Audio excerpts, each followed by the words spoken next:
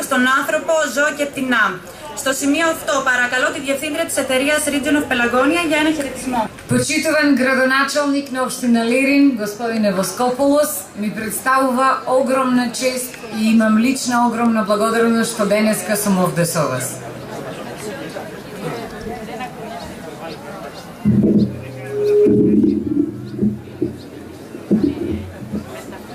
Αξιότιμε κύριε Δήμαρχε Βοσκόπουλο, σας ευχαριστώ πάρα πολύ για την πρόσκληση εδώ. Είναι μεγάλη μας χαρά να είμαστε εδώ μαζί σας για τα εγγένεια του ζωολογικού κήπου.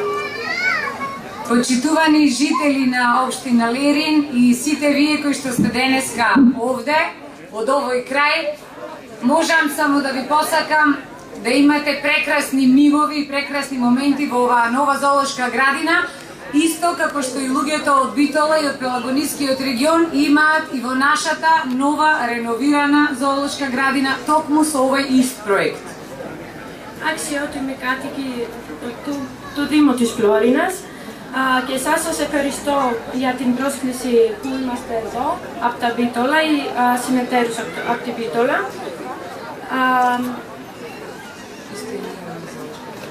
Επίσης και εμείς έχουμε ένα ζωολογικό κήπο που χρηματοδότησε από το πρόγραμμα της Ευρωπαϊκής Ένωσης.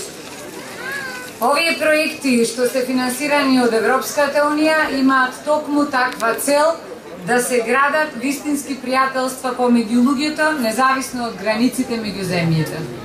Αυτά τα προγράμματα από την Ευρωπαϊκή Ένωση έχουν στόχο και επίσης έχουμε και ένα αποτέλεσμα για να χτίσουμε ένα φιλικό περιβάλλον και φιλική συνεργασία μεταξύ χώρων. Се сеќавам во 2012 година, кога отидов во канцеларијата на Анфло и ми е чест да ја поздравам повторно и Зета, која што е наша драга пријателка и е тука со нас. Χαιρετίσματα στον Άνφλο. Во 2012. Στην 2012 ήμουνα στο γραφείο τους και με μεγάλη τιμή και χαίρομαι που σήμερα είναι όλοι εδώ. И за прв пат разговаравме за проектот за зоолошките градини во Битола и во Лерин. Τότε για πρώτη φορά μιλούσαμε για τους ζωολογικούς κήπους στην Φλόρινα και στην Μπίτολα επίσης. Тогаш тоа беше само толку хартија и за Битола и за Лерин. Τότε ήταν μόνο τόσο χαρτί μόνο για Φλόρινα και Μπίτολα. А сега погледнете што има и во Битола и во Лерин, нови зоолошки градини. Και τώρα μπορείτε να δείτε τι έχουμε εδώ. Νέο ζωολογικό κήπο και επίσης στην Μπίτολα έχουμε ένα πολύ μεγάλο νέο ζωολογικό κήπο. Тоа е успех на сите луѓе кои што живеат во регионот околу Лерин и во регионот околу Битола, на општините Битола, Лерин, на регионот Пелагонија и на развојните агенции за овие региони.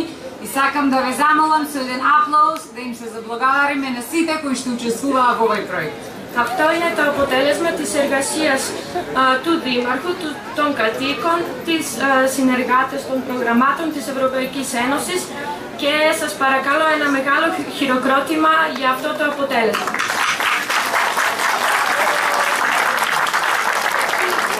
Да ви е со среќа, да ви е честито.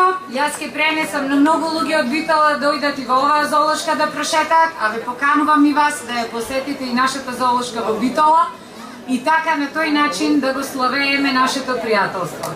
Σας προσκαλώ να έρθετε και στην Μπίτολα στο δικό μας ζωολογικό κήπο και ελπίζω πως θα έχετε εδώ πολλές επισκέπτες και επισκέψεις από τους κατοίκους εδώ στη Φλόρινα και από τις άλλες πόλεις. Σας ευχαριστώ πάρα πολύ.